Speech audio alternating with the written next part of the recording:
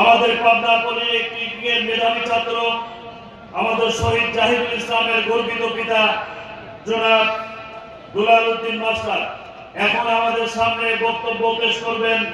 শহীদ জাহিদের গর্বিত পিতা দুলাল উদ্দিন মাস্টার।